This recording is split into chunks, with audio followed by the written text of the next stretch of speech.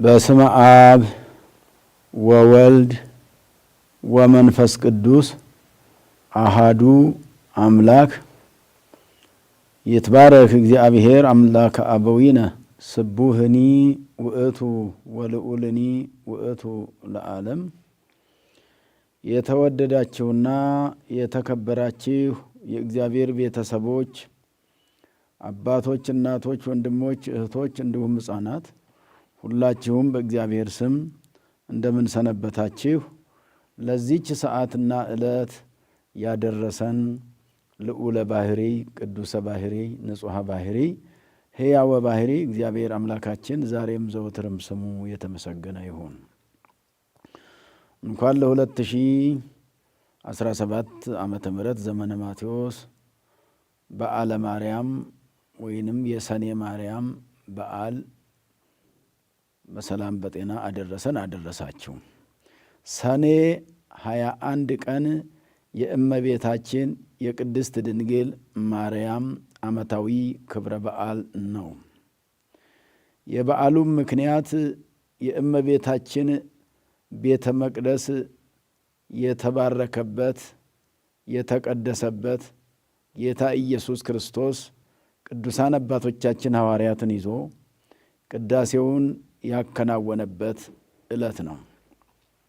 ይህም በዓል ከእመቤታችን ከ33ቱ በዓላቶቿ አንዱ ነውና ዋነኛውም ነው።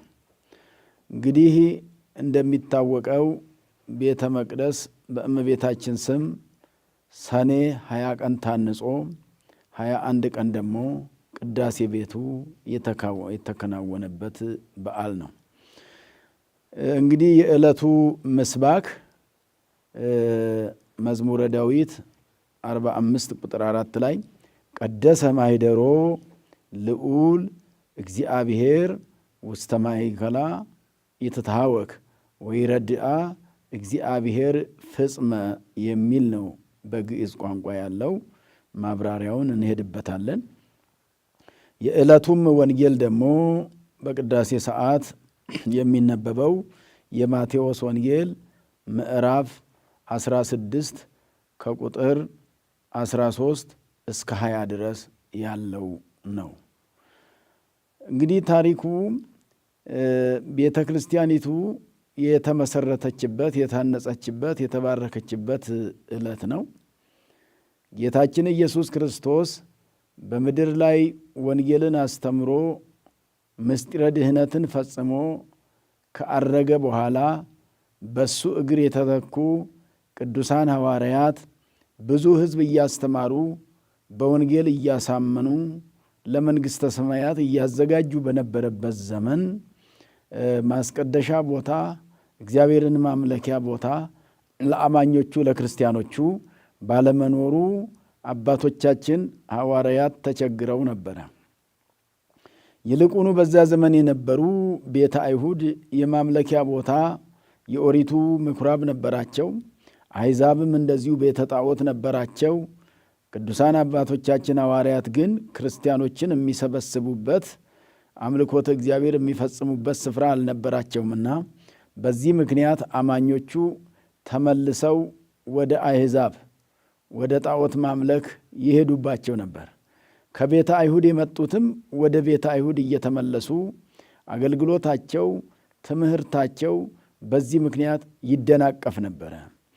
በዚህም ምክንያት ሐዋርያው ቅዱስ ጳውሎስና በርናባስ እንዳውም ለሐዋርያት የአምልኮት ቦታ ለአማኞች በክርስቶስ ክርስቲያን፣ በመንፈስ ቅዱስ መንፈሳውያን፣ በወልድ ውሉደ እግዚአብሔር ለተሰኙት ያስፈልጋቸዋል በማለት ሲያሳስቡ አባቶቻችን ሐዋርያት ደግሞ ከእግዚአብሔር ፈቃድ ውጪ እግዚአብሔርን ሳንጠይቅ ምንም ሰርተነው የምናውቀው ነገር የለምና እርሱም ወንጌሉን እንዳስተማረ በዮሐንስ ወንጌል ምዕራፍ 15 ቁጥር 5 ላይ ተመዝግቦ እንደምናገኘው ወዘእንበሌሰ አልቦ ዘትክሉ ገቢረ ወኢምንተኒ ያለ እኔ ፈቃድ ምንም ነገር ልትሰሩ አትችሉም ብሎ ጌታ ኢየሱስ ክርስቶስ ሐዋርያትን አስተምሯቸዋልና እኔ የወይን አረግ ነኝ፣ እናንተ ደግሞ ቅርንጫፎች ናችሁ። ቅርንጫፍ ያለ ግንድ፣ እኔ የወይን ግንድ ነኝ። ቅርንጫፍ ያለ ግንድ እንደማይኖር ቅርንጫፎች የሚበቅሉት በግንድ ላይ እንደሆነ እናንተም በእኔ ላይ ናችሁ ብሎ እግዚአብሔር አምላክ ኢየሱስ ክርስቶስ አስተምሯቸው ስለነበረ ያለ ፈቃድ እግዚአብሔር የሚሆን ነገር እንደሌለ ስለሚያውቁ አባቶቻችን ሐዋርያት ሌላም በጸሎቱ ላይም ሲያስተምራቸው ወይኩን ፈቃድከ በሉ፣ የኔን ፈቃድ ጠይቁ፣ እንደ ፈቃድ ይሁን በሉ ብሎ እንዳስተማራቸው ሁሉ መጽሐፉም እንደሚለው ኩላኬ ፍድፋዴ እንተ ይገብራ ብእሲ የትትፌጸም ዘእንበለ በረድኤተ እግዚአብሔር፣ ያለ ፈቃድ እግዚአብሔር የሚፈጸም ነገር የሚከናወን ነገር ስለሌለ እግዚአብሔርን እናስፈቅድ አሉ ቅዱሳን ሐዋርያት። ስለ አምልኮቱ ቦታ እግዚአብሔርን እናስፈቅድ ሲሉ በምን ማስፈቀድ እንዳለባቸው ሲያስቡ ጌታ ኢየሱስ ክርስቶስ ወንጌልን ሲያስተምር አስቀድሞ ከትምህርቱ በፊት ገዳመ ቆሮንቶስ ገብቶ 40 ቀንና 40 ሌሊት በሱባኤ እንደቆየ፣ እንደጾመ፣ እንደጸለየ ሰይጣንም በፈተና እንደመጣበት ሰይጣንንም ድል እንዳደረገው ጾም ሰይጣንን ድል ማድረጊያ ነውና ሰይጣንን ማሸነፊያ ነውና ጾም ማለት ፈቃደ ሥጋን ማሸነፊያ እንደሆነ ይታወቃልና ጌታ ኢየሱስ ክርስቶስ በዚህ መልክ እንዳስተማራቸው ሁሉ ለሁሉም ነገር መነሻው ጸሎት ነው፣ መነሻው ጾም ነው፣ መነሻው ሱባኤ ነው ብለው አሰቡና ቅዱሳን ሐዋርያት ሱባኤ ገቡ። ሱባኤ ገብተው እግዚአብሔርን ሲጠይቁ እግዚአብሔር አምላክ ሆይ በአንተ ስም ያሳመናቸው ምእመናን እየተበተኑብን ነውና የአምልኮት ቦታ እንዲኖራቸው አንተ ፍቀድልን፣ አንተ መንገዱን አቃናልን ብለው ሲለምኑ እግዚአብሔር አምላክ የለመኑትን አይነሳም፣ የነገሩትንም አይረሳም። እግዚአብሔር ሰው ቢነግሩት ይረሳል ያደጋግማልም፣ ከሚገባው በላይም ደጅ ሊያጸና ይችላል።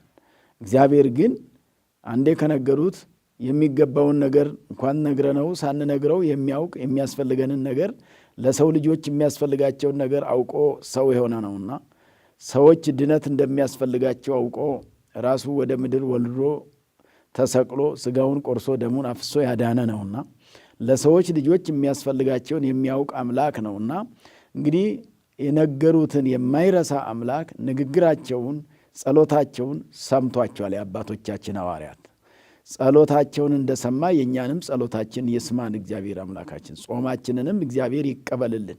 የአባቶቻችን የሐዋርያትን ጾማቸውን ተቀብሏል፣ ጸሎታቸውን ሰምቷቸዋል። ጸሎት ማለት ተናግሮ ምስለ እግዚአብሔር፣ ጸሎት ማለት ከእግዚአብሔር ጋር ማውራት መነጋገር ማለት ነው።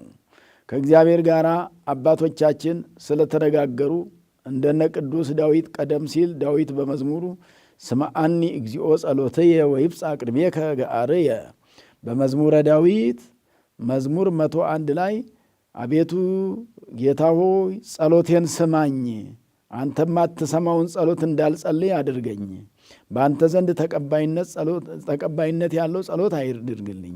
ወይብጽሕ ቅድሜከ ገአርየ፣ ጩኸቴም በአንተ ፊት ይድረስ፣ የምጮኸው ጉሮሮዬ እስከሚጸነጠቅ ድረስ ጮኬም ምለምንህን ነገር ሁሉ ተቀበለኝ ስማኝ እንዳለ ሁሉ አባቶቻችን ሐዋርያትም በጸሎታቸው እግዚአብሔር ተቀብሏቸው ጸሎታቸውን ሰምቷቸው ከሰማይ ወርዶ ፊልጵስዩስ በሚባል ሀገር እንግዲህ በቄሳር ቂሳርያ ተብላለች ነው የሚለው። እቺ ሀገር ግን ፊልጵስዩስ በተሰሎንቄ ውስጥ ያለች በአሁን ሰዓት የአሮጌ ከተማ ተብላ የምትታወቅ ናትና በዚያ ፊልጵስዩስ በምትባለዋ ሀገር ጌታ ኢየሱስ ክርስቶስ ለሐዋርያት ተገለጠላቸው። 3 ድንጋዩንም አምጥቶ በስተ ምስራቅ በኩል አሳያቸውና በምስራቅ በኩል አሳይቶ ቤተ መቅደስን ሰራላቸው ኢየሱስ ክርስቶስ።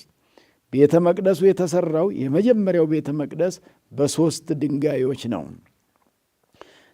የተሰራው። እንግዲህ እንደሚታወቀው ሰኔ 20 ቀን ነው ቤተ መቅደሱ የተሰራው። በ21 ቀን የተባረከበት ነው። ሰኔ 20 ቀን ምንም ሌላ ጭቃ ሳያስፈልገው፣ ሲሚንቶ ሳያስፈልግ፣ ብረት ሳያስፈልግ፣ ለአርማታ ተብሎ አሸዋ ሳያስፈልግ፣ ዛሬ ለመገንባት ብዙ የሚያስጨንቁ የሚያስቸግሩ ማቴሪያሎች ሁሉ ሳያስፈልጉ፣ ምክንያቱም እግዚአብሔር ካለ ያለምንም ማቴሪያል መሰራት ይችላልና ለእግዚአብሔር የሚሳነው ነገር ስለሌለ ምእመናን ዛሬ እንደምትደክሙበት ሳይሆን በዛ ጊዜ የተአምር ቤተ መቅደስ ነውና ምንም ዛሬም ቢሆን ምእመናኑ እግዚአብሔር እየረዳቸው እንደ ተአምር የሚያስቆጥሩ ካቴድራሎች በምእመናን አቅም መሰራታቸው 5 ሳንቲምና 10 ሳንቲም ተሰብስቦ መሰራቱ አላሳምን እስኪል ድረስ ተአምር እስኪመስል ድረስ እንደሚሰራው ሁሉ በዛ ጊዜ በበለጠው ደግሞ የባለቤቱ ተአምር በምድር ላይ ወርዶ ኢየሱስ ክርስቶስ በ3 ድንጋዮች ቤተ መቅደሱን ለአባቶቻችን ሰራላቸው፣ ሐሳባቸውን ፈጸመላቸው። ምእመናን የሚያመልኩበት ቦታ አገኙ ማለት ነው። እንግዲህ እነዛ 3 ድንጋዮች ለተአምር ኢየሱስ ክርስቶስ ያመጣቸው ናቸውና ወይ ለመልሙ አእባን ውስተ እደዊሆሙ ለሐዋርያት።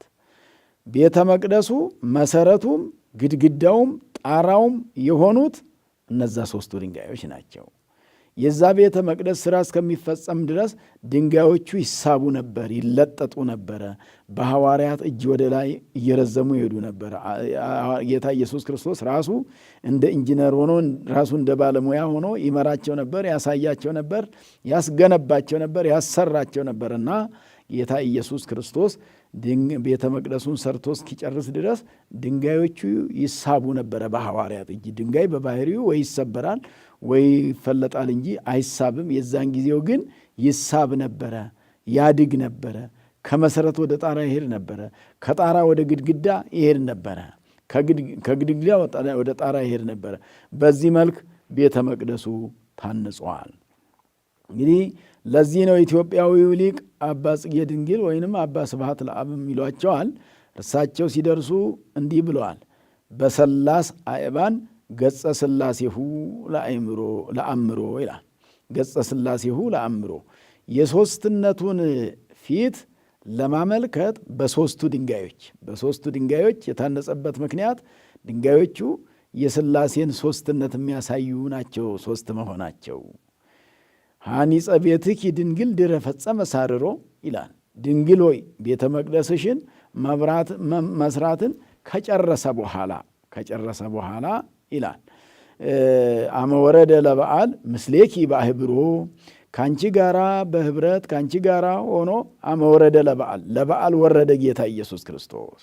በእመቤታችን ስም የታነጸውን ቤተ መቅደስ ለማክበር በዓል ለማድረግ ወረደ ወደ ሐዋርያት። የመጀመሪያው ቤተ መቅደስ እንግዲህ የተሰየመውን በእመቤታችን ስም ነው። እንዘ ይብላ ቃለ ለዘምሮ ልዑል ቀደሰ ማይደሮ። አዎ ለዝማሬ እንዲህ እያሉ ልዑል ቀደሰ ማይደሮ፣ ልዑል ማደሪያውን ቀደሰ፣ ማደሪያውን ለየ፣ ማደሪያውን አከበረ። በዳዊት መዝሙር ላይ ቅድም የጠቀስኩላችሁ መዝሙር 45 ቁጥር 4 ላይ መዝሙር 45 ቁጥር 4 ላይ አምላክነሰ የሚለው ላይ ማለት ነው። የማክሰኞ ዳዊት ላይ ነው ማለት ነው ያለውና ቀደሰ ማይደሮ ማደሪያውን ለየ፣ ከማይደረ አሕዛብ ለየ፣ ከማይደረ ኦሪት ለየ። ከማይደረ አሕዛብ ማለት እንደ አሕዛብ አይነት ቤት ሳይሆን ይሄ የክርስቶስ ስጋውና ደሙ የሚሰጥበት ስጋው የሚፈተትበት ደሙ የሚቀዳበትን ማደሪያ ያደረገ ብሎ እንዘ ይብላ ቃለ ለዘምሮ ልዑል ቀደሰ ማይደሮ ደናግል ለጽጌኪ ዘበጣ ከበሮ አለና ደናግሉ ለምስጋናሽ ለጽጌሽ ለኢየሱስ ክርስቶስ ዘበጣ ከበሮ ከበሮን መቱ ብሎ እንደተናገረው እዚህ የማይሌተ ጽጌው ሊባል የተፈለገው ድንጋዮቹ 3 መሆናቸው የሥላሴ ሦስትነት። ዛሬም ቤተ መቅደስ ሲሰራ 3 በሮች ይሰሩለታል። 3ቱ በሮች የአብ የወልድ መንፈስ ቅዱስ ምሳሌ ናቸው። መጋረጃው አንድ ይሆናል። መጋረጃው የሦስቱም አንድ በአንድ የሚሄድ ነው የሚሆነው። አሁን እየተለየ ተቀመጠ እንጂ መጋረጃ አንድ ነው መሆን የሚያመለክተው የመጽሐፉ ትምህርቱ የሚለው የአባቶቻችን ትምህርት አንድ መጋረጃ መሆኑ የአንድነታቸው፣ በሩ 3 መሆኑ የሦስትነታቸው፣ ሥላሴ አንድም 3ም ናቸው ብለን የምናምነው ለዚህ ነው። ቅዱስ ጎርጎርዮስም እንደተናገረው ምንድነው የሚለው? አንሶ ሶበ እብል እግዚአብሔር እብል በእንተ አብ ወወልድ መንፈስ ቅዱስ። እግዚአብሔር ብዬ በተናገርኩ ጊዜ አብ ወልድ መንፈስ ቅዱስ ማለቴ ነው አለ። አብ ወልድ መንፈስ ቅዱስ ማለቴ ደግሞ እግዚአብሔር ማለቴ ነው አለ። እግዚአብሔር ማለት አብ ወልድ መንፈስ ቅዱስ ነው። እግዚአብሔር ወልድ፣ እግዚአብሔር አብ፣ እግዚአብሔር ወልድ፣ እግዚአብሔር መንፈስ ቅዱስ ተብሎ ስለሚጠራ ስለዚህ በሦስቱ ድንጋዮች የሦስትነቱን ነገር ለማሳየት የሦስትነቱን ነገር ለማስረዳት የሥላሴ ሦስትነት የሥላሴ ምስጢር የሚነገርበት ቤተ መቅደስ ነው። የሥላሴ ምስጢር የሚተረጎምበት ቤተ መቅደስ ነው። ምስጢረ ሥላሴ የሚታይበት፣ ምስጢረ ሥላሴ የሚገለጥበት፣ የሥላሴ ነገር የሚነገርበት፣ ሥላሴ የሚታመኑበት፣ እግዚአብሔር የሚታመንበት፣ የእግዚአብሔር አንድነት የእግዚአብሔር ሦስትነት የሚነገርበት ቤተ መቅደስ ተሠራና ስሙንም በሥላሴሁ ሐነጸ ጥቅማ ይላል ቅዱስ ያሬድ በዚቁ በሥላሴሁ በሦስትነቱ ሐነጸ ጥቅማ ግንቧን ገነባ ነው። ሐነጸ ማለት ሰራ ነው። ግንቧን ሰራ ነው። ጠቀመ ሰራ የህንፃ ነው። ግንቧን ሰራ የምንን የዛች ቤተ መቅደስን ቤተ ማርያም ሰመየ ስማ ስሟንም ቤተ ማርያም አለው። የመጀመሪያው ቤተ መቅደስ ዛሬ ደብረ ፀሐይ፣ ታዕካ ነገሥት፣ ደብረ ከዋክብት፣ ደብረ ሊባኖስ ተብሎ ተሰይሞ እንደሚነገረው ሁሉ በዛ ጊዜ ቤተ ማርያም ተብሎ ነው የተሰየመው። ቤተ መቅደሱ የተባረከ ዕለት በ20 ታነጸ። በ21 ጌታ ኢየሱስ ክርስቶስ ወርዶ በሐዋርያት ፊት ቅዳሴውን አከናውኖ ቅዱሳን አባቶቻችን ሐዋርያትን አቁርቧቸው ምስጢረ ቁርባንም ፈጽሞ በዚህ መልክ አከናውኑ ብሎ አሳያቸው። ቤቱንም ቤተ ማርያም ብሎ ሰየመው፣ ተቀደሰ። ቅዳሴ ቤቱ ማለት የቤቱ መቀደስ ቤተ እግዚአብሔር ነው የተሰራው። ቤተ እግዚአብሔር ተሰርቶ ሥጋ ወደሙ የሚፈተትበት ሆኖ በእመቤታችን ስም ተሰይሞ ቤተ ማርያም ተባለ። ቤተ መቅደሱ የመጀመሪያው ቤተ መቅደስ ማለት ነው። ስለዚህ በዚህ ቤተ መቅደስ ውስጥ መንፈሳዊ አገልግሎት የሚከናወንበት ነው። የመጀመሪያይቱ የሐዲስ ኪዳን ቤተ ክርስቲያን የተመሰረተችበት ዕለት ስለሆነ ቤተ ክርስቲያን ማለት ክርስቲያኖች ተሰብስበው እግዚአብሔርን የሚያመልኩበት፣ ሥጋ ወደሙ የሚቀበሉበት፣ ጸሎት የሚጸልዩበት፣ መንፈሳዊ ተግባራትን ሁሉ ከልደት እስከ ዕረፍት የሚያገኙበት ማለት ነው። የተወለዱ ክርስትና የሚነሱበት ነው ቤተ መቅደስ። የሞቱት ጸሎተ ፍትሐት የሚያገኙበት ነው። ሥጋ ወደሙ የሚቀበሉ ሥጋ ወደሙ የሚቀበሉበት ነው። መንፈሳዊ ትምህርት የሚማሩት ትምህርት የሚያገኙበት ነው። ቤተ ክርስቲያን በምድር ላይ ለሰማያዊቷ ለመንግሥተ ሰማያት የምንዘጋጅባት ቦታ ናት። የኢትዮጵያ ኦርቶዶክስ ተዋሕዶ ቤተ ክርስቲያን ለሰማያዊው ቤተ መቅደስ፣ ለላይኛው ቤተ መቅደስ፣ ለመንግሥተ ሰማያቱ ቤተ መቅደስ የምንዘጋጅበት ስለሆነ ይህ ቤተ መቅደስ የተባረከበት የተመረቀበት ዕለት ነውና ለዚህ ቀን ያደረሰን እግዚአብሔር የተመሰገነ ይሁን። እንግዲህ ቤተ መቅደሱ ሲሰራ ማለት ነው ጌታ ኢየሱስ ክርስቶስ በተአምር አከናውኖ ፈጽሞታል። ለዚህ ነው ሰለስቱ ምዕት በድርሰታቸው ላይ ጸሎተ ሃይማኖት የሚባለው ጸሎት ላይ ሰለስቱ ምዕት እንዲህ ብለዋል። ወነአምን በአሐቲ ቅድስት ቤተ ክርስቲያን። ቅድስት ማለት ልዩ በሆነች በአንዲት ቤተ ክርስቲያን እናምናለን አሉ ሰለስቱ ምዕት። በአንዲት ቤተ ክርስቲያን። ቤተ ክርስቲያን አንዲት ናት። በጨፈቃ ቢሰራ፣ በጭቃ ቢሰራ፣ እንደገና በወርቅ ቢሰራ፣ በዕንቁ ቢሰራ፣ በፈለገ ባማረ ማቴሪያል ቢሰራ ቤተ መቅደስ ያው ነው። በእግዚአብሔር ስም ከተሰራና ከተባረከ ከተቀደሰበት፣ ሥጋ ወደሙ ከተቀደሰበት፣ ሥጋ ወደሙ በጨፈቃም በወርቅም በጭቃም በሳርም በተሰራ ቤተ መቅደስ ውስጥ ያው ነው። በወርቅ በተሰራ ቤተ መቅደስም ውስጥ የክርስቶስ ሥጋና ደም ነው፣ ያው ነው። በጭቃና በጨፈቃ በተሰራ በገጠር ባለ ቤተ መቅደስ ውስጥም ያው ነው። በከተማ ቤተ መቅደስም በገጠር ቤተ መቅደስም ዋናው የእግዚአብሔር ቤተ መቅደስ መሆኑና ሥጋ ወደሙ የሚፈተትበት የሚሰጥበት፣ ምእመናን ክርስትና የሚነሱበት የሚያነሱበት፣ መንፈሳዊ ትምህርት የሚያገኙበት፣ ሲሞቱ ጸሎተ ፍትሐት የሚፈጸምበት የሚያገኙበት መሆኑ እንጂ ማቴሪያሉ ብልጫ አያሰጠውም። በማቴሪያሉ ምክንያት የሚበልጥ ቤተ ክርስቲያን አይባልም፣ የሚያንስ አይባልም። ምናልባት የተሰራበት ማቴሪያል ነው አብላጫነት ያለውና ብልጫ ያለው እንጂ አምልኮቱ ያው ነው። የሚሰጠው ሥጋው ደሙ ያው ነው። የትም ቦታ የሚሰጠው ሥጋው ደሙ በስርዓተ ቤተ ክርስቲያን የተዘጋጀና በስርዓተ ቤተ ክርስቲያን ቅዳሴ ተቀድሶበት የተሟላ ቅዳሴ ተሰጥቶበት የተሰራው ስርዓት የተሰራው ዶግማ በትክክል ከተከናወነበት የተሰራበት ማቴሪያልና የተሰራባቸው አካባቢዎች ወይም የተሰበሰቡ ምእመናን በጣም ብዙ መሆናቸውና ትንሽ መሆናቸው አይለየውም እና አሐቲ የሚያሰኘው ይሄ ነው። እንደገና ያስተማሩባት መምህራን መምህራን የሚያስተምሩባት፣ የቀደሙ መምህራን ያስተማሩባት፣ ዛሬም የሚያስተምሩባት፣ ነገም ሌሎች መምህራን ተነስተው ኦርቶዶክሳዊ እምነት ሳይዛባ የሚያስተምሩበት ከሆነ አንዲት ቤተ ክርስቲያን ነው። የሚያስተምሩ መምህራን ዘመናቸው ቢለያይም ትምህርቱ አንድ ነው። ሃይማኖቱ ሥላሴ አንድም ሦስትም ብለው የሚያስተምሩ ከሆነ አምስቱን አዕማደ ምስጢር አምነው ምስጢረ ሥላሴን፣ ምስጢረ ሥጋዌን፣ ምስጢረ ጥምቀትን፣ ምስጢረ ቁርባንን፣ ምስጢረ ትንሣኤን፣ በትንሣኤ ሙታንን በትክክል የሚያከናውኑበት የሚነግሩበት የሚነገርበት ከሆነ ያው ነው ማለት ነው። አሐቲ ማለት ነው ይሄ ነው። ቅድስት ማለት ደግሞ ልዩ ማለት ነው። ልዩ፣ ጽንዕት፣ ክብርት፣ ልዩ ማለት ልዩ ማለት ከአሕዛብ ከኦሪቱ ቤተ መቅደስ የተለየ ቤተ መቅደስ ነው። የኛው የተለየ ቤተ ክርስቲያን ነው። ስሙም የክርስቲያን ቤት ነው የሚባለው። የዛ የአይሁዳውያን ቤት አለና የኦሪቱ ቤት አለና በጎች የሚሰዉበት፣ እንስሳት የሚያልቁበት፣ እንስሳት የሚታረዱበት፣ መስዋዕተ ኦሪት የሚቀርብበት ነውና ይሄ መስዋዕተ ወንጌል ኢየሱስ ክርስቶስ የሚቀርብበት ቤተ መቅደስ ነው። መስዋዕተ ወንጌል የሚቀርብበት መስዋዕተ ሐዲስ ኪዳን የሐዲስ ኪዳን መስዋዕት ስጋው ደሙ የሚፈተትበት የሚሰጥበት ቤተ መቅደስ ስለሆነ ይሄኛው ቅድስት የሚያሰኛት ቤተ ክርስቲያኗን ልዩ ማለት ነው። ልዩ ቤተ ክርስቲያን። ጽንዕት ማለት ደግሞ መከራ ቢበዛባትም የምትጸና ቤተ ክርስቲያን፣ በመከራ የማትፈታ ቤተ ክርስቲያን፣ መንፈስ ቅዱስ ባሰኛቸው ቦታ ተሰርቶ ከዚያም በኋላ መንፈሳዊ ነገር የሚከናወንበት ቤተ መቅደስ ማለት። ልዩ ማለት ጽንዕት ማለት በመከራ መጽናት ነው። ክብርት ማለት ደግሞ ቤተ ክርስቲያን የከበረች ናት፣ ክብር አላት። ከሰው ቤት ጋር አይገናኝም። ይሄ የእግዚአብሔር ቤት ማለት ነው። የእግዚአብሔር ቤት ከዚህ ጋር አይተካከልምና ከሰው ቤት የተለየ እግዚአብሔር ቤት ማለት ነው ቤተ ክርስቲያን ማለት።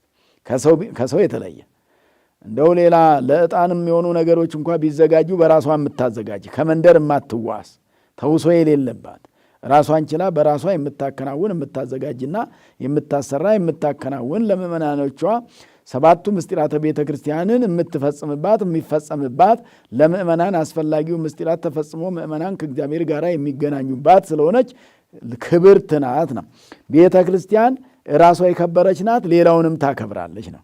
በቤተ ክርስቲያን ያሉ የከበሩ ናቸው። የሁሉ ክብር የቤተ ክርስቲያን ነው፣ የማንም ክብር አይደለም። በቤተ ክርስቲያን ያሉ የሚከበሩት ሁሉ ቤተ ክርስቲያንን ለማክበር እንጂ ግለሰቦችን ለማክበር አይደለም ማለት ነው። የሚከበረውም ስርዓቱን ብቻ ሳይሆን ቤተ ክርስቲያኗን ለማክበር ማለት ነው። የኢትዮጵያ ኦርቶዶክስ ቤተ ክርስቲያን የተከበረች ናትና ታከብራለች ነው። የእሷ ክብር ነው ይህ ሁሉ ማለት ነው። ይህ ሁሉ በቤተ ክርስቲያን የሚታየው የእሷ ክብር ነው። ማይሌቱ፣ ሰዓታቱ፣ ስብሐተ ነጉ፣ ወንጌል ተተርጉሞ ስርዓቱ መጠበቁ በሙሉ የሚከናወነው ሁሉ የእሷ ክብሯ ስለሆነ እሷ ወዳጆቿን ወይንም አገልጋዮቿን ተገልጋዮቿን በእሷ የሚገለገሉትን የምታከብርበት ስርዓት ማለት ነውና ክብርት ማለት የከበረች የምታከብር ናት ቤተ ክርስቲያኗ ማለት ነው። ከዛ እንተ ላዕለ ኩሉ ጉባኤ ዘሐዋርያት ሐዋርያት በሰበሰቧት በአንዲት ቤተ ክርስቲያን እናምናለን አሉ ሰለስቱ ምዕት። ሐዋርያት በሰበሰቧት የመጀመሪያዎቹ ካህናት፣ የመጀመሪያዎቹ አባቶች፣ የመጀመሪያው አገልጋዮች 12ቱ ሐዋርያት፣ ከዛም 72ቱ አርድእት፣ ከዛም በየጊዜው የሚነሱ መምህራን 318ቱ ሊቃውንት፣ ከዛም 150ው ሊቃውንት፣ 200ው ሊቃውንት እነዚህ ሁሉ ያገለገሉባት ናቸውና እነዚህ አባቶቻችን ከሐዋርያት በኋላ የተነሱት 318ቱ ሊቃውንት አርዮስን አውግዘው ተመልሰው ከሚያርፉበት ቦታ ካረፉ ከደረሱ በኋላ ስርዓተ ቤተ ክርስቲያንን ሰርተዋልና በጸሎተ ሃይማኖት በእግዚአብሔር አብ እናምናለን አሉ፣ በእግዚአብሔር ወልድ እናምናለን አሉ፣ በእግዚአብሔር መንፈስ ቅዱስ እናምናለን አሉ። ከዛ ደግሞ በአንዲት ቤተ ክርስቲያን እናምናለን አሉ፣ በአንዲት ጥምቀት እናምናለን አሉ። በመጨረሻም ወንሴፎ ትንሣኤ ሙታን የሙታንን መነሳት ተስፋ እናደርጋለን። ወንሴፎ ትንሣኤ እሙታን ከሙታን ተለይቶ መነሳትን እናምናለን። ወንሴፎ ትንሣኤ ሙታን ትንሣኤን ተስፋ እናደርጋለን። የምንሞተው ሁሉ ትንሣኤን ተስፋ አድርገን ነው የምንሞተው ብሎ እንደ ትርጉሙ ይለያያል አነባበቡ። ትንሣኤ ሙታን ይላል። እኛ ሙታን ትንሣኤን ተስፋ ትንሣኤ እሙታን ከሙታን መለየትን ተለይቶ መነሳትን ተስፋ እናደርጋለን። ወንሴፎ ትንሣኤ ሙታን ሦስተኛው ንባብ ደግሞ የሙታንን መነሳት ተስፋ እናደርጋለን ብለው ተናግረዋልና ስለዚህ በዚህ መልክ የሚከናወን ነውና ሐዋርያት በሰበሰቧት ሐዋርያት ብዙ ሕዝብ በሰበሰቡባት ሐዋርያት ብዙ ሕዝብ ባስተማሩባት ዛሬም መምህራን ብዙ ሕዝብን በሚያስተምሩባት በአንዲት ቤተ ክርስቲያን እናምናለን ብለው ሰለስቱ ምዕት በዚህ መልክ ተናግረዋልና ስለዚህ ቤተ ክርስቲያን ማለት የክርስቲያኖች መሰብሰቢያ ነውና ሰኔ 21 ቀን የመጀመሪያው ቤተ መቅደስ የተባረከበትና ጌታ ኢየሱስ ክርስቶስ ምስጢረ ቁርባንን አከናውኖባት በዚህች ቤተ መቅደስ ለቅዱሳን ሐዋርያት ያቀበለበት ዕለት ነውና እኛም የምንቀበለውን ሥጋውን ደሙን ለኃጢአት መደምሰሻ፣ ለነፍስ መቀደሻ፣ ለዲያብሎስ ድል መንሻ፣ ለክርስቶስ እጅ መንሻ፣ ለመንግሥተ ሰማያት መውረሻ ያድርግልን። እንግዲህ ምስባኩን በመነሻ እንደነገርኳችሁ ቀደሰ ነው አይደል ያልነው? ቀደሰ ማኅደሮ ልዑል እግዚአብሔር ማደሪያውን አጸና። ማደሪያውን ያለው ኢየሩሳሌምን ነው። የመጀመሪያው ትርጓሜ ኢየሩሳሌምን አጸና እግዚአብሔር ወይረዳ እግዚአብሔር ቀደሰ ማኅደሮ ልዑል እግዚአብሔር ውስተ ማእከላ ይትታወክ እንዳትናወጥም እግዚአብሔር በመካከሏ ነው ይላል። ኢየሩሳሌምን በስደት ዘመን ሰዎች ተማርከው በሄዱበት ዘመን ሀገሪቱ ፈርሳ እንዳትቀር ያደረገ እሱ ነው። ሀገር ማለት መቼም ሰው ሲኖርበት ነው። ሰዎች ተመልሰው ወደ ኢየሩሳሌም እንዲገቡ ያደረገ እርሱ ነው። እግዚአብሔር ውስተ ማእከላ እግዚአብሔር መካከሏ ነው ኢየሩሳሌም አለ። የተታወቅ እንዳትታወክ በመከራ እንዳትጠፋ ያደረገ ወይረዳ እግዚአብሔር ፍጽመ እግዚአብሔር ከፊት ይረዳታል አለ። ከፊት መሪ፣ ከኋላ ተከታይ፣ ከቀኝና ከግራ ደጋፊ ይሆናታል ኢየሩሳሌም አለ። አንደኛው የመጀመሪያው ትርጓሜ የብሉይ ኪዳኑ ነው። ለኢየሩሳሌም የተሰጠ ትርጓሜ ነው ማኅደር ያለው። አንድም ቀደሰ ማኅደሮ ልዑል እግዚአብሔር ማደሪያው የምትሆን እመቤታችንን አጸናት 9 ወር ከ5 ቀን በማኅፀኗ ይዛ እንድትኖር አጸናት። በእሱን ጸንሳ 9 ወር ከ5 ቀን ሳትናወጥ እንድትኖር ያደረገ እርሱ ነው። አንደኛ በዚያ ዘመን ጥንተ አብሶ የውርስ ኃጢአት አለና የውርስ ኃጢአት እንዳያርፍባት ያደረገው እርሱ ነው ራሱ። ማኅደረ መለኮት እንድትሰኝ ያደረገ እሱ ነው። ቀደሰ ማኅደሮ ልዑል ማኅደሮ ማለት ማኅደሮ ለልዑል ወይንም ደግሞ ማኅደሮ ልዑል ማደሪያውን ማለት ነው። አንድም ማኅደረ መለኮት የመለኮት ማደሪያ እንድትሆን በመለኮት 9 ወር ከ5 ቀን በማኅፀኗ እንዲወሰን ያደረገ እግዚአብሔር ነው። ልዑል እግዚአብሔር ማለት ከፍጥረታት ሁሉ ከፍ ያለ ፈጣሪ ሰማያት ወምድር የሚታዩትን የማይታዩትንም ሁሉ የፈጠረ እግዚአብሔር የፈጠረው የሚታዩትንም ፈጥሯል። የማይታዩት ዛሬ በምድር ላይ የሚታየውን የፈጠረ እሱ ነው። ሌሎች ደግሞ የማይታዩ እኛም ማናያቸው እግዚአብሔር የሚያያቸው ለምሳሌ የማይታዩ መላእክት አይታዩም። ነፋስም ቢሆን ይረቃል። ያው ቤት ባሕር ሲገስጽ ዛፍ ሲያወዛውዝ ነው የሚታወቀው እንጂ ረቂቅ ነው። እሱ ነው የፈጠረ እሱ ነው። ነፍሳት አይታዩም፣ ረቂቃን ናቸው። እነዚህን የፈጠረ እሱ ነው። እነ ብሄሞትን እነ ሌዋታንን በዓለም ዳርቻ ያሉትን እነዚህን ትልልቅ አውሬዎች የፈጠረ እርሱ ነው። እነዚህም አይታዩትም ማለት። ስለዚህ የማይታዩትንና የሚታዩትን ረቂቃኑንም ግዙፋኑንም የፈጠረ እርሱ እግዚአብሔር ነው። ረቂቃን ማለት የማይታዩትን ነው። ግዙፋን ማለት የሚታዩትን ነው። አካል ያላቸውን ነው። በግልጽ የሚታዩትን ነው። እኛም የምናያቸውን ነው። በአይነ ሥጋ የሚታዩትን ነው። በአይነ ሥጋ የማይታዩትን በአይነ ሕሊናም የሚታዩትን የፈጠረ እርሱ እግዚአብሔር ነው ለማለት ነውና ስለዚህ ማኅደረ መለኮት የመለኮት ማደሪያ እንድትሆን እመቤታችንን ያጸናት ያከበራት ንጽሕት ክብርት ልዕልት ያደረጋት እርሱ ነው ለማለት ተብሎ የተነገረ ነው። ሌላው ደግሞ የዳዊት ሌላው የዕለቱ ወንጌል የማቴዎስ ወንጌል ምዕራፍ 16 ከቁጥር 13 እስከ 20 ላይ ምንድን ነው የሚለው? እንግዲህ በቂሳርያ ተስዕሎተ ቂሳርያ ነው የምንለው። ይሄንን ቂሳርያ ሲደርሱ ደቀ መዛሙርቱን ጌታ ኢየሱስ ክርስቶስ አንድ ጥያቄ ጠየቃቸው። እንዲህ ብሎ መነ ይብለኒ ሰብእ፣ ሰው እኔን ማን ይለኛል? ማን እባላለሁ በሰው ዘንድ? ሰው ስለ እኔ ምን ይላል አለ ጌታ ኢየሱስ ክርስቶስ። ማለት የማይገባውን አለ ኢየሱስ ክርስቶስ። ስለ እሱ ምን እንደሚሉ ሰዎችን የማያውቀው ነው አይደለም፣ ለሐዋርያት እያስተማራቸው ነው። ሰው ማን ይለኛል እያላችሁ ኑሩ ለማለት ነው። ሰው ማን ይለኛል የሚል ሰው እየተማረ ነው የሚሄደው። ሰው ማን ይለኛል የማይል ሰው ትምህርት ያገኝም፣ ትምህርት ያጠዋል፣ ትምህርት ያንሰዋል። ሰው እንግዲህ እንዲህ ይልሃል ሲባል ዝም ብሎ የሆነውንም ያልሆነውንም አይደለም፣ የሚሆነውን የሚገነባውን የሚጠቅመውን በዚህ ብትቀጥል ይጠቅማል የሚያሰኘውን ዛሬም ቢሆን ሰው ማን ይለኛል ብሎ ራስን ማስተካከል መልካምነት ነው። ጥረት ሰውን ከማስተካከሉ በፊት ራሱን ካስተካከለ መቼም በጣም መልካም ነገር ነው የሚሆነው። ራስን ሳያስተካክሉ ሌላውን ማስተካከል ስለማይቻል ማለት ነው። ስለዚህ ጌታ ኢየሱስ ክርስቶስ ሐዋርያቱን ጠየቃቸውና ሰው ማን ይለኛል ሲል ቅዱስ ጴጥሮስ እንግዲህ በትምህርቱ ዘመን ለሚጠየቀው ጥያቄ መልስ ለመስጠት ፈጣን ነበረ። ቅዱስ ጴጥሮስ እንግዲህ ዛሬም ቢሆን በክፍል ያሉ ፈጣን ተማሪዎች ያሉ፣ ትምህርታቸው ላይ ትጋት ያላቸው፣ ትምህርታቸው ላይ የሚፈጥኑ የማይሰንፉ፣ ጊዜን የማያባክኑ፣ በጊዜያቸው የሚጠቀሙ፣ በጊዜያቸው የሚማሩበት፣ በጊዜያቸው የሚያስተምሩበት አስተማሪዎችም እንደዛው አሉ። ስለዚህ በዚህ ጊዜ ቅዱስ ጴጥሮስ መልሶ እንዲህ አለ፣ አንዳንዶቹ ምን ይሉሃል አለ? ዮሐንስ ይሉሃል አለ። መጥምቀ መለኮት ዮሐንስ ነው የሚሉህ።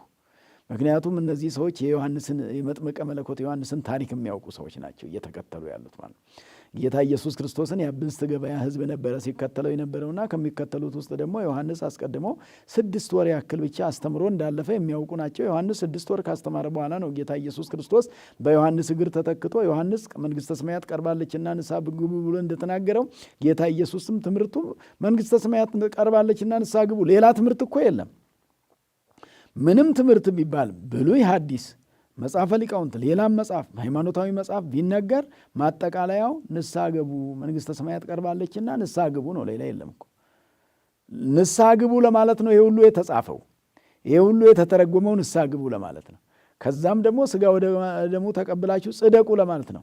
የመጽደቂያ መጽሐፍ ስለ ጽድቅ የሚናገር የሚያጸድቀንን ነገር የሚነግረን፣ የማያጸድቅና የሚያስኮንነውንም መንገድ ደግሞ ለይቶ የሚነግር፣ ይሄኛው የሚያስኮንን መንገድ ነው፣ ይሄኛው የሚያጸድቅ መንገድ ነው ብሎ የሚነግሩ ናቸውና ስለዚህ እነዚህ ሰዎች ቅዱስ ዮሐንስን በታሪክ ያውቁት ስለነበረ ዮሐንስ ይለዋል። ምክንያቱም ዮሐንስ ንጹሕ ነው። ጌታ ኢየሱስ ክርስቶስም ንጹሐ ባህሪ ነውና ንጽሕናውን አይተው ግማሾቹ ንጹሕ ከሆነ አማኞች ናቸው። እነዚህ በእውነት ንጽሕናውን አይተው እንዲህ ካሉ እግዚአብሔር ንጹሐ ባህሪ ነው ብለው ካመኑ አቤል መምህር ባልነገረው ዘመን ከመምህር ባልተማረበት ዘመን አቤልሰ አስረጸ ጽድቀ ነፍሱ እንዲል አቤል ከራሱ ጽድቅን አመነጨ ያለ አስተማሪ ይላል መጽሐፍ። ያለ አስተማሪ ይሄን የሚለው በመቅድመ ወንጌል ላይ ነውና አቤል ማንም ሳያስተምረው መጽሐፍ ሳይጻፍለት መምህር ሳይመደብለት መምህር ሳያገኝ በራሱ ተነስቶ እግዚአብሔር ንጹሕ ባህሪ ነውና ንጹሕ ነገር ስለሚወድ ንጹሕ መስዋዕት ላቅርብ ብሎ ጸጉሩ ያላረረውን ቀንዱ ያልከረከረውን ለጋ ጠቦት ነው የሰዋው መስዋዕት ለእግዚአብሔር ከበጎቹ መካከል ማለት ነው።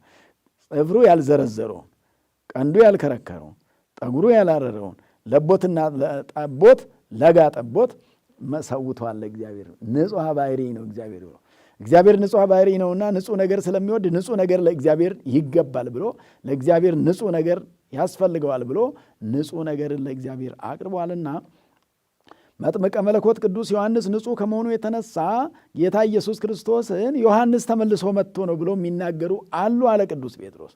ሌሎች ደግሞ ወካልአን ይብሉከ አለ። ሌሎቹ ደግሞ ምን ይሉሃል? ኤልያስ ይሉሃል አለ። ኤልያስ በተአምር ነው የሚታወቀው፣ ነቢይ ነው፣ ከቤተ እስራኤል ነው፣ ከእስራኤል ወገን። እንደውም አክዓብና ኤልዛቤልን የገሰጸ ነቢይ ነው። ሰማይን በመለጎም እንዳይዘንብ በማድረግ 3 ዓመት ከ6 ወር ሰማይን ዝናም ለዘር ጠል ለመከር እንዳይሰጥ የከለከለ፣ ምድር የዘሩባትን እንዳታበቅል የተከሉባትን እንዳታጸድቅ ያደረገ፣ ይህን ያክል ተአምር ያደረገ ገባሬ ተአምር ነቢይ ነው ኤልያስ ይሉሃል አለ። ኤልያስ የሚሉትም ደግሞ ኤልያስ ድንግል ነው። ኤልያስ ድንግል ነውና ጌታ ኢየሱስ ክርስቶስም የባሕታዊ ኑሮ ሲኖር አይተውት። ኤልያስ ባሕታዊ ነበርና የባሕታውያን ኑሮ ሲኖር ነበርና እንደ ኤልያስ ባሕታዊ ነውና ስለዚህ ኤልያስ ሳይሆን አይቀርም ብለው ይሉሃል አለው። ሌሎቹ አያችሁ ኤልያስም ሲሉት እንግዲህ ብዙ የተቻላቸውን ሁሉ በጎ ነገር እየተናገሩ ነው። በሚያውቁ ሰዎች ከሚያውቋቸው በመጽሐፍ ከተረዷቸው በዕድሜ እንኳን ባይደርሱባቸው እነዚህ ሰዎች ነቢያቱን እያነሱ እንዲህ ይላሉ። ሌሎቹ ደግሞ ኤርምያስ ይሉሃል አለ። ትልልቅ እነዚህ ነቢያት ተነስተዋል። ዮሐንስ እንደውም የነቢያት መደምደሚያ የሐዋርያት መነሻ የነበረ ነው፣ ድልድይ ነው ተብሎ ዛሬ ዘመን መለወጫ ላይ ይነገርለታልና ከነቢያት ትልልቆቹን አሁን ኤልያስን ማንሳት ኤርምያስን ማንሳት ቀላል ነገር አይደለምና ኤርምያስ የሚሉህ አሉ። ኤርምያስ የሚሉበት ደግሞ ቅድስናውን አይተው ነው። የኢየሱስ ክርስቶስን ቅድስናውን አይተው እሱ ቅዱሰ ባህሪ ነው። እነሱ ግን እንደ ኤርምያስ አሰቡት። ቅዱሰ ባህሪን ማለት ነው። ቅዱሰ ባህሪ ነው። ኤርምያስን ቀደስኩ ከእምቀርሰ እምከ በመጽሐፈ በትንቢተ ኤርምያስ ምዕራፍ 1 ላይ ስታነቡት ቁጥር 5 ላይ ጌታ ኢየሱስ ክርስቶስ ከእናት ማኅፀን ጀምሮ መረጥኩህ ይላል።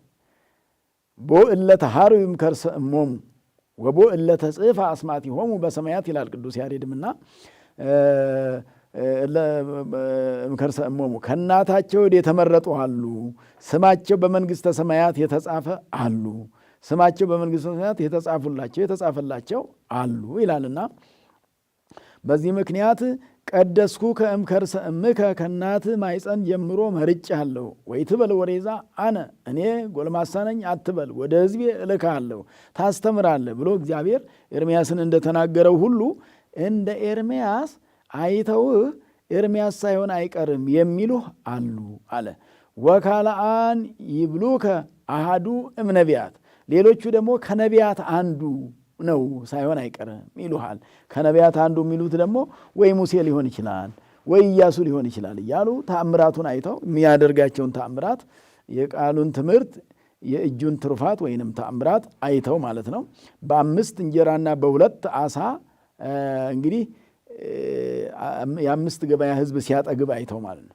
እነ ኢያሱ ይታወቃሉ። ፀሐይ ያቆሙ ናቸው ለእስራኤላውያን፣ ለዚሁ ሕዝብ አባቶች፣ ለእነዚሁ ሰዎች አባቶች፣ አያቶች፣ ቅድመ አያቶች ርስት ሲያካፍል ወከፈሎሙ ርስተ ለዕብራውያን ለዕብራውያን ርስትን በሚያካፍላቸው ጊዜ ፀሐይ አቀመ በገባኦን ኢያሱ በገባኦን ፀሐይን አቁሞ ነበረ። ሲመሽበት ሳያከፋፍል ሲመሽበት ጊዜ ወደ እግዚአብሔር ቢለምን እግዚአብሔር ፀሐይ አቁሞለታል። ለኢያሱም ለሙሴም ባሕር ከፍሎለታል እግዚአብሔር።